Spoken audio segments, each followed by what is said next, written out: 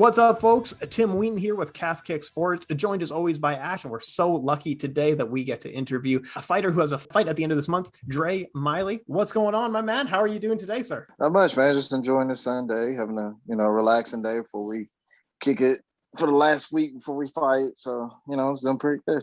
Really appreciate you coming on, Dre. Thanks for your time, man. Of course, man. I've been trying to get on here for a little bit. I know you guys are busy interviewing everybody. So hey, all you had to do was message, man. That was it. Like, you just had to message and that's it, man. Bob's your uncle. You're on the show.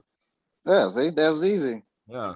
You're probably on murder mode right now, I'm guessing, because the fight's coming up. Like, you're just out there ready to kill now. Not really. That usually doesn't happen until this next week, what we call Hell Week. So it's usually where the diet is getting really strict and the rounds are not really coached. It's more of you just know what you're supposed to do and you just go the whole time. So that's where I'm at right now. That's where I'm getting ready to. So like this last week is more of me drilling and make sure everything's right, fine-tuning it. So I'm more of I guess in civilized mode right now, as opposed to next week I'll be in murder mode. No, I did read, I think weight cutting is one of the worst aspects of this sport. And I did read that you said that you hate weight cutting because you have to sacrifice your mom, your grandma's cooking. What meals are you most missing, guy? What meals are you like, man, I just wish I could have some of that right now? It's mostly like pastas for me, like pasta, anything pasta, like chicken Alfredo. Me and the wife, we was grocery shopping yesterday and we had stopped and looked at this one thing and like it had like 90% of the meal that I was supposed to be eating for my diet, and then lo and behold it was pasta, and I was like, I can't eat that. And then she'll diet with me, and she'll eat what I eat. And she had pizza last night, so she had her healthy pizza, and like I was like, oh man, I really want that pizza. but like my grandma will make stuff that she knows I can't eat, and then she'll realize it afterwards. Like banana pudding is one of those, and pasta salad that's like terrible. Like, man, I really, really want that. Like there was one time where I was fighting on Easter, and she like made this big spread because she goes all out for a holiday. And I was like, man, I really want that. And it was like, well, what are you gonna do? Like, I'll be back. I went and ran like 5 or 6 miles and came back. So I was like, I sweat a lot. I was like, I'm going to do whatever I can to make sure that I can actually eat it and not feel bad about it. Oh, that's great. The sacrifice, like running 5-6 miles on an empty stomach just to eat some good homemade cooking, dude. That's rough as hell. I mean, whereas where I'm I've had a pizza and I just go for a 10-minute walk and I'm like, yeah, I think that'll do. So it just shows you the difference in kind of training and just diet in general. So that's very impressive, man. I couldn't do shit like that. No way. Oh, it took a lot of convincing. It was a lot of convincing. How much do you have to cut then, generally, like to get to where you're at basically before fight week? Roughly about 15. Well, no, about 15 pounds. About 15. 15 pounds. I usually don't get. We usually don't get heavier than we stay within 25 pounds of our weight class. So try to keep it within in that range. That way the cuts are easier. Yeah. And plus, if you're training a lot, you won't have to worry about your weight, fluctuating. It stays constant. Yeah. You're always in shape, kind of always in the gym, always dieting. Your upcoming fight, you're fighting John Sweeney at XMMA 2. That's going to be at the end of this month on July 30th. Is John Sweeney just business as usual, or do you have some bad blood with this gentleman? Funny story is we were supposed to fight last year in October, and he did not want to make weight. He said that he couldn't make weight anymore. So that was the day of weigh-ins. He was like, I can't cut anymore. I'm stuck at 43 and blah, blah, blah. And he was like trying to make it to where we do a catch weight at 45. And I was like, my coach was like, no, that's stupid. Like you could balloon back up. And he was like, no, I won't eat. I'm like, well, you can't do that because in Tennessee, that's illegal. Like they won't let you do that. So, he went around, calling me a coward and blah, blah, blah, saying I wouldn't fight him. What? It's like, dude, you broke the contract. Like you signed a contract, like, right? Like that's of course, man. That's an agreement. Like, it's not just a gentleman's agreement. That's a contractual written agreement, man. So it's very unprofessional in my opinion. Yeah. And we're both at like this point of our career, like, any fight can, teeter us over. Yeah. But like, he was, and then I did a head-to-head interview with him and he was trying to make it sound like, try to flip it on me. And I was like, no, dude, like I got messages to there saying that you didn't want to make weight and you were sorry and blah, blah, blah. It's like, so I don't really care too much for people that are unprofessional. Like trash talking is good. I like trash talking, but if you're going to be that unprofessional, I don't tolerate that. So Yeah, I mean that I'm only assuming on the day, you know, you're set to fight him. Your emotions are all over the place. You're literally in, you know, that mode of getting into a fight in a cage, and to have that taken away from you. I mean, I don't know what that feels like. I mean, how did you feel? well, I felt pretty bad about it. You know, that I guess that was the start of 2020 for me because I didn't fight all last year. So because everybody kept backing and they kept backing out on fights. So like it's just one of those things like, all right, we just gotta keep going. You know, I have a really good team behind me that were like, this guy pulled out, we're trying to find somebody, and then I was like, all right, so you just gotta keep training. So I technically never left fight camp. So it's always been like those rounds are always hard and I was always pushing. So it sucked, you know, it got bummy after a while. Like I was getting frustrated, but then, you know, having great people around you to tell you, hey, stay focused, you know, things will happen. You know, it helped me get past that. No, man, absolutely. And you're on a streak right now, a big KO win in your last fight. And after this fight, you haven't been shy. You've been calling out the Dana White Contender Series. You've been calling out Bellator. What's next for you, Dre? What's next for our guy? I'm hoping the Contender Series, considering like they just announced that they're coming back in August, you know, and my timeline or my goal line was like, hey, I want to get in the UFC by at least by fall. And that seems to line up perfectly. So the Contender Series, you know, Bellator don't seem like they're going to budge on me at all. So, you know, they're still kind of waiting in the wings, so to speak. But UFC is like, I fought 3 UFC guys already. So do you mean tell me that I'm not UFC caliber, and the Jose Johnson fight was kind of a toss up. It could have went either way. So, Yeah. You know, that's why I'm like set on calling out Dana White and Mick Maynard and Sean Shelby and Contender Series because you guys know of me. They're just afraid to pull the trigger for some weird reason. So if I get rid of Sweeney really quick or in a good fashion, they'll have no choice. You should do that nasty standing guillotine choke, man. The trademark. I like that stuff, man. Dude, no one lets me get it anymore. Nasty. Like everybody defends it. Oh So man, like, it's so nasty, man. So Vince has the Von Prue choke, and then I have the guillotine. So it seems to be kind of weird.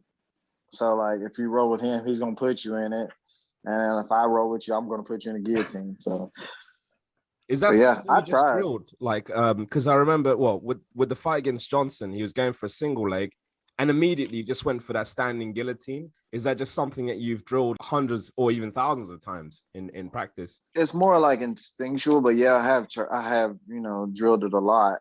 Yeah. But now I know that people are more afraid of it, so they'll bail on whatever they want to because they know that choke is going to come on, and I'll rip it. So my like philosophy, like if I get that guillotine, I'm not going to politely pull it on you. I'm gonna rip it. Like I'm gonna put you to sleep. Like you have no choice. You put your head down there, I'm putting you to sleep. There was one guillotine in particular. I can't remember the guy's name, but you did it, and it just reminded me of John Jones versus Machida when he just drops him like a sack of potatoes. Oh yeah, you're talking about Ned Spears. Yeah, that's the one. I was like, wow, he actually just did a John Jones maneuver and just walked away. Yeah, funny story was like when I grabbed it, choke, I was like, I locked it in. And like as soon as I like started walking towards the middle, I was like, oh, I got it. He's going to go sleep. Yeah. And then like again, pressed against the cage, and he just stopped moving. And I turned to the ref. And I was like, he's out. And he's like, no, he's not. Keep going. I was like, no, he's out. Like I feel it. Like he's not moving anymore. And then the ref calls it, and that's when dude just drops. And I was like, oh, well, I think I just killed this man because you saved his life more like, man. Could have just Yeah, but he was a tough dude, man. That guy was super tough. Man, I love it. So, man, Bellator, UFC next. But let me ask you, let's say you go the money fight route. Is there some YouTubers or some TikTokers that you want to call out for a money boxing fight? I actually don't follow nobody like that, you know, for YouTube and TikToks. Like, and I only know of it because, like, you know, my kids do it and I have one, but I don't know how to work the thing. So no, I feel it. I mean, if there was somebody, then I wouldn't be shy about calling them out, but I don't really know anybody. Yeah, Sam. I feel like we're just like too old, you know. Like I don't know. That's the route me and Tim are doing. Yeah, we're going for YouTube boxing. Yeah, like I have friends KO'd for a few million. It's fine. Yeah, like I know people who have one. Like I think Cole Farrell has one, and he has like over 1 million followers. And I was like, you don't have. There's no way you have that many people. You must have bought those people or something. Yeah. So like, well, like I can't do that. But that seems too And plus, I don't do a lot of videos of myself training either. So I should probably do more of that though. Yeah, that's totally reasonable. What I'm mainly interested in, so you've got the one-eyed dragon moniker, seeing pictures of samurais and stuff. I love that kind of stuff. So is that something you've always been fascinated about, the samurai culture? I know Tim loves it. So, Oh yeah. a whole Bushido samurai culture. Is that something you've always been kind of attracted to? Well, like anime and like Japanese culture is something like I've always liked, but I never like really. I like samurais. I like ninjas because what kid didn't when you're growing up, right? You're dressed up as a ninja. And so I mean, it didn't really get too big into it until me and my coach had a conversation. We were back there getting guys warmed up for their fights. He was talking to me about samurais in the Sengoku era, and I was like, "What is that?" Like, I love history too. Yeah. So he was telling me about it, and he was like, "There's a samurai who had one eye." It was like his name was Masamune, and he was feared because he was just like a super technician. He was like feared from everybody, and like the way he lost his eye was like really cool. It's like he got smallpox and like it affected his eye, and his eye like kind of dropped out of his face, and like dude cut it off because the dude's his clan was like, if you go to war, people are gonna start targeting that eye. He was like, all right, takes a sword and just cuts his eye and then eye patches it. And then like goes on for like years of, just terrorizing Japan, saving, the people from different clans and stuff. So his story was pretty cool. Like my favorite story of him is like the rival clan of his clan they kidnapped his dad, and he was trying to figure out how to get his dad, and like they happened to, meet up at this river, and the dad was like, "I don't care what you gotta do, even if you gotta kill me, I want you to, get rid of them." He's like, "I don't want to kill you," and then dude was like, "All right." He walks over there, dude kills his dad, and he just annihilates the entire clan. Him and like 70 people as opposed to like 100,000 or something like that. It's crazy. Dude, yeah, man. The Japanese Civil War was one of like the absolute most fascinating things because there was kind of like the big three clans of like Toyotomi, give me a minute, Tokugawa, and the other guy was Date Matsumune. And like you said, like he was so metal that he cut out his own eye. Like, dude, this guy is metal as hell. And he was one of the top generals, one of the top leaders, man. It's an absolutely fascinating thing. If you haven't got a chance to read about it, I encourage everybody to check out some Japanese history. It is awesome. It really is. And it seems like the Bushido code, and like few people that I'm close to, they've told me that, like, I kind of identify with it without realizing it. I was like, oh, okay. And I read up on it. I was like, oh, well, this is, I guess, it's something. And it's probably a reason why my coach was like, you should probably read into this. So that's how the whole samurai thing got brought up, because I was going by Draku, but like, a lot of people don't really watch anime, and a lot of people they don't want to watch anime. So I was like, I really can't go like whole Goku on people because people don't know who Goku is. So I was like, samurais, everybody knows what samurais are. So it worked. And then me and Date have the same initials, so it works. Yeah, it's a cool nickname, man. I really, really like it. Yeah, random question. I mean, this just because it's a samurai based game and I've been playing it a lot. Do you happen to have played Ghost of Tsushima? I do. I'm playing it now. I have it. Like, I've beat it, and I'm trying to wait till the director cut comes out. Like, I'll play it right now if I could. That game is so cool. Man, I'm telling you, Tim, you got to play this, man. It's so. I talked a bit about it on off air to you, yeah. But you would love it, man. It's so addictive. I think I stopped speaking to my girlfriend for 4 days because of it. It's just like, listen, I'm playing the game. Just go away. Yeah, like, man, it's like Assassin's Creed, but like on steroids. Like, you can just run around and like just, wipe out people. That's what I like doing. I like running around to freeing camps and stuff. Like, I don't even beat the story. It's like running around and dueling people. It's awesome. Man, it looks fun as hell. Man, I wish I could, dude. That's awesome. And no, growing up, did you say that you were kind of into anime or not really into anime when you were younger? I was like, only animes I'd watch are like, is the one that come on Toonami and stuff like that. So like, Dragon Ball, Gundam, Bleach, Trigun, Big O. Big O is my favorite. Oddly enough, I wish they did more on it, but they didn't. Big O was fun. Gundams, all the Gundams. I love all those. And Man, then now that's this new anime is just weird. I don't understand. no, no, yeah, dude, yeah, because the classic animes are such like, man, these are bounty hunters in space. What more do you need to know? And you're like, great, I get it. Cowboy And Bebop. then Yeah. yeah, Cowboy Bebop's killer, dude. It's awesome. Yeah. Dude, that's a great show. And then I hear some of like, man, these are Nazi vampires and tanks. I'm like, man, I don't know if I get it. I don't know if that's I think it's the millennial Exactly. thing, man. I think we're too old for this shit, man. Honestly. Yeah, like we have kids, like when we teach kids class, like certain kids will talk to me about animes because they know I like anime. Like Yeah. I don't hide it at all. And it was like, Coach Dre, you ever watch My Hero? I was like, no, don't talk to me. My Hero Look, Academia. I can't watch it. That's can't. all right, you know. Okay. You didn't like it. You don't like it. Yeah, I was like, I can't watch it. And then I caught one of my sons watching Attack on Titan, and he's only like 5. I'm like, what are you doing? He was That's like, awesome. I like watching this. It's like, you don't watch that. That is a very bad anime for you to watch at this age. I was like, Really? and then my Attack on wife was, Titan. Oh man, you just named 2 animes I actually like. I'm just gonna hang my head in shame. the two you like. I mean, The 2 that I like. I'm not hating on it. Attack like, on Titan is shit. You're gonna just say Samurai Champloo is crap as well. No. I just said Attack on Titan is just one of those like I couldn't get into. Like they had me at season 1 all the way through, and then like, you know, they made what's the main character, Aaron. He's like he can become a Titan. Yeah, I was like, yeah, okay. yeah. I was like, yeah. I was like, okay, I'm done. I was there with it. You didn't like that, or you just thought? No, I don't like it because I feel like it was something that like they had to add that in for some weird reason. I was like, no, I like this whole like underdog story, but I like Attack on Titan. It's not I don't knock it. It's just, you know, I thought it was a cool premise. It's like, who doesn't like, you know, these skyscraper human like things eating, you know, humans? Like that's pretty cool.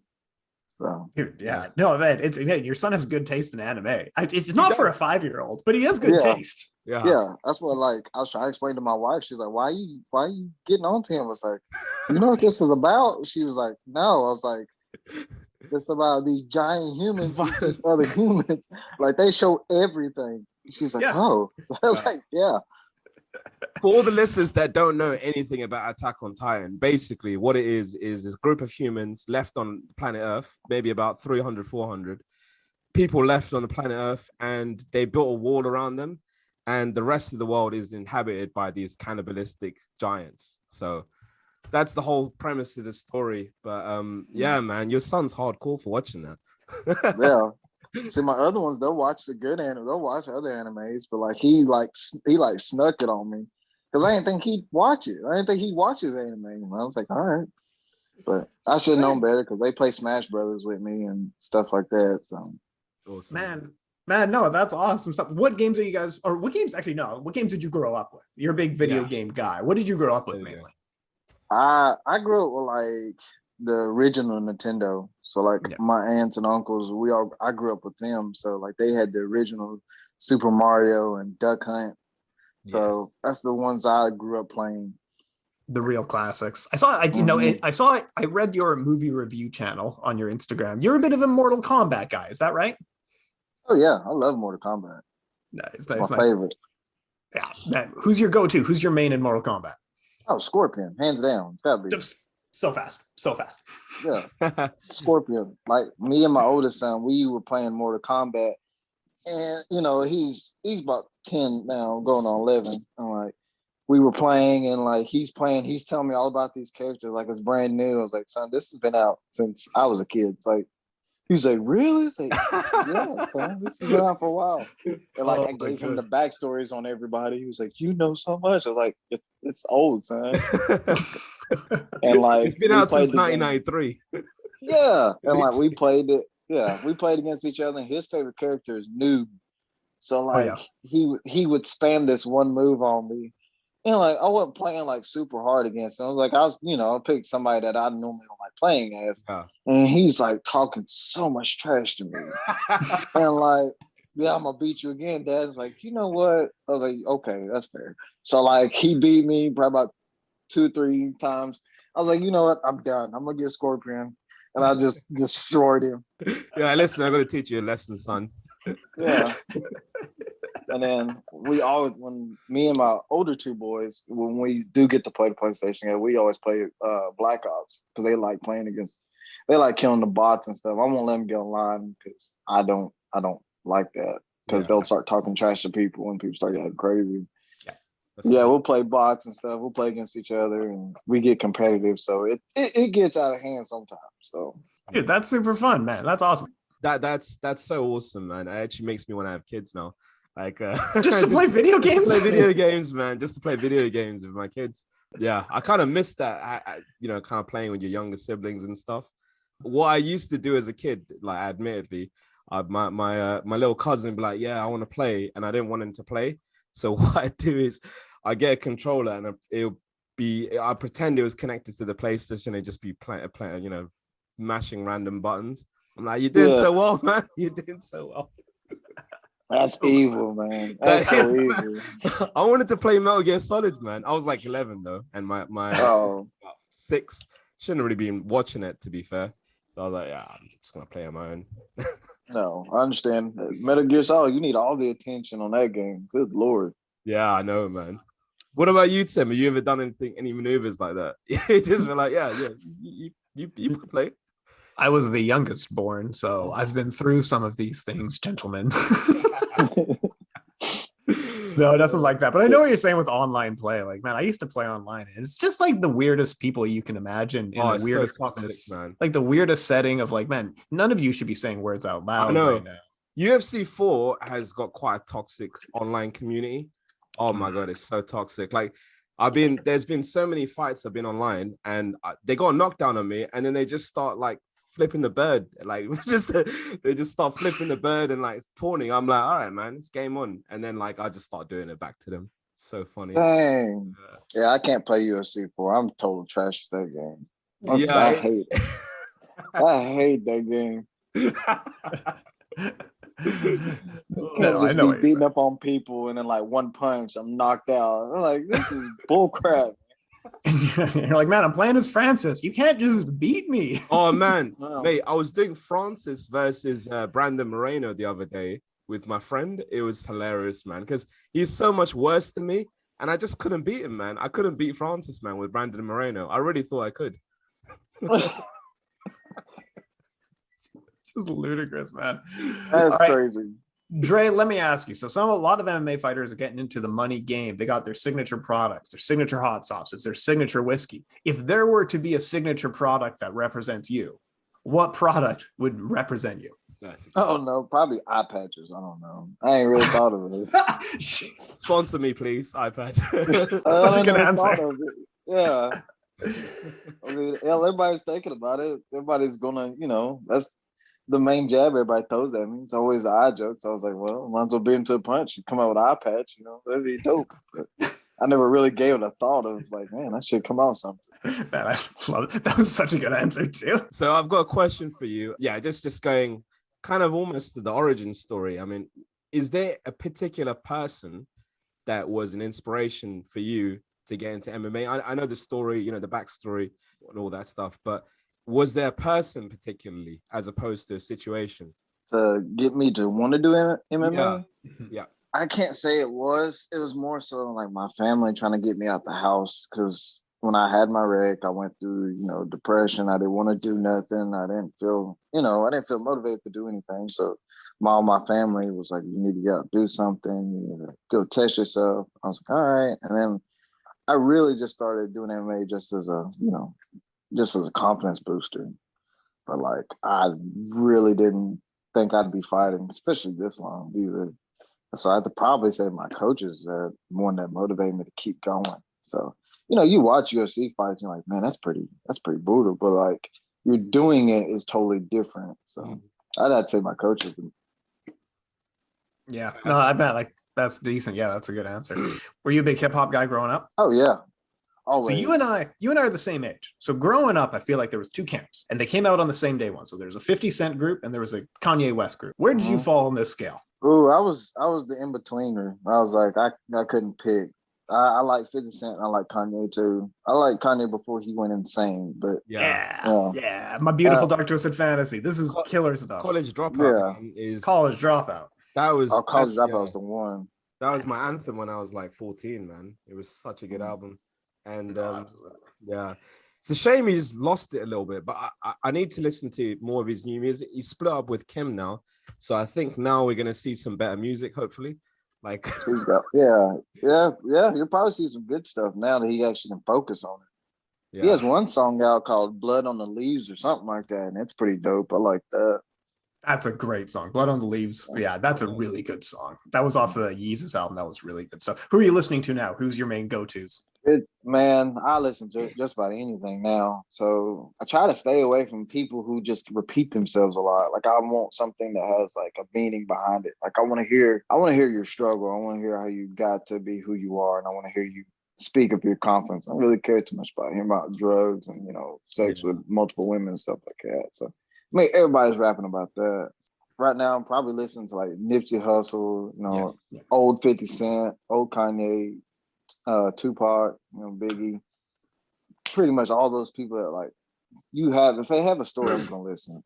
Lupe is one that I'm listening to a lot. Man, Lupe's Drogas Wave album. I was like, I couldn't believe how insanely good that was. And I know it's like a thick album. I think it's like an hour and a half, but that album is incredible, man. Yeah, that dude's insane. Yeah, he had a moment where he was actually dumbing it down for the fans at some point because they were like, man, these fans are too dumb, or like people are just too dumb. They're not getting my music. So he had to actually consciously dumb his music down, which is crazy. So has he gone back to kind of doing, going back to his old stuff? Because I haven't heard his stuff in a long, long time. Yeah, I think nowadays people who have been established are trying to just like say screw it. So you see Lupe do it, and you hear about T-Pain doing it now. Like they don't care about if people like their music because they do it because they love it. Yeah. So that's crazy to think about. You know how good of a rapper you got to be to like, I'm gonna dumb down my music for the people that could buy it. It's like you got to be just a badass lyricist to do that. So I wish one day I'll be that good. Oh my God. A couple more questions before we get out of here, because Zoom is going to kick us off in a minute. Biggest inspirations. If someone was just starting out in mixed martial arts, what advice would you be giving to this person? Just relax. You're going to learn everything that you need to learn. Don't try to learn it all in one day. Just enjoy the journey. It's a hell of a rabbit hole. So I could compare MMA to like Alice in Wonderland. It's like she chases that rabbit and then she falls down through the rabbit hole and like she explores all of Wonderland. That's really what MMA is. It doesn't make sense to some people. Yeah, it doesn't make sense to some people, but then like if you sit there and think about it, you're like, oh crap, that kind of makes sense. Like, how could I wrap myself around this other person? That doesn't sound like humanly possible, but it is. So that's what I would say. Just go with the flow. Final question then, Dre. It's a question that gets asked a lot with fighters, but would you, say if, your kids come up to you and go, look, I want to get into MMA, I want to start training early, I want to follow your path. Would you let them, or is that something you want to completely detract that path from them? You want to do them to do something completely different? Funny story. All three of my boys actually do train with me. So all three of them, my oldest, he's going to do baseball, and I'm not mad about that because he's been wanting to play baseball for a while, but he likes it. He likes the wrestling part. My middle child, he wants to do it, but I tell him like he's like, hey Dad, I want to do a tournament. I want to do this. I'm like, well, you gotta pay attention, and I cannot coach you because I will be that type of dad. I don't want to do that. I want to take the experience away from him. And then my youngest one, we call him Boss Baby because he'll be joining us. He'll be joining in my class soon. And he's the one that wants to fight. Like, he really wants to fight. Like, he'll fight anybody. I'm like, I can't. They're like, you're going to push him in the fight? It's like, if he wants to do it, he'll do it. But I'm not going to push. I'm not going to push my kids to, follow my footsteps. Yeah. So it's whatever they want to do, but they do train with me. Nice. I absolutely love it. No, I saw that you got engaged this year. Huge congratulations there. So Calf Kick Sports here with Dre Miley, the one-eyed dragon. Absolutely awesome stuff. Fight later this month on July 30th against John Sweeney at XMMA 2. Make sure to check that out. Now, before we head out of here, Dre, I'm going to give you a last word. Plug what's going on. Where can we find more of you? You can find me on Instagram at Dre Miley MMA 135. And then Twitter, it's the number one eye dragon, Dre on Twitter. You can find me there. I'm usually on there trying to talk trash to Twitter, trying to talk trash to everybody on Twitter. Nice. So it's usually the only two I really use. So shout out to, everybody at KMA for being the great teammates that they are and great people that they are. My wife and the kids, I love them to death, even though right now I'm probably not the ideal person to be around because I'm cutting weight. Yeah, I can imagine. Yeah. Well, yeah, I get hangry, dude. I just I get snappy and I try my best to hold it in, but sometimes Give me my fucking pasta now. Yeah, it just flies. So, but yeah, thank you guys for having me on. I appreciate Oh this. no, This has thank been you, fun. man. No, thank you, and we'll definitely do this again. I really enjoyed this for sure. Good. Yeah, I like doing this. There's different questions. I like that. So, Thank you. but yeah, that's pretty much it. And then my strength and conditioning at Frankie's Body Frankie Body Shop. Chloe Padilla, she keeps us all in tip-top shape. So it's gonna be a fun night. Just going down in South Carolina, get to fight Sweeney. Hopefully, get that push and get the rub elbows with Dana White. So Yeah, for sure, man. That would be awesome. Gentlemen, Calf Kick Sports here with Dre Miley. Make sure to check out his fight on XMMA 2, July 30th. Thank you so much, folks.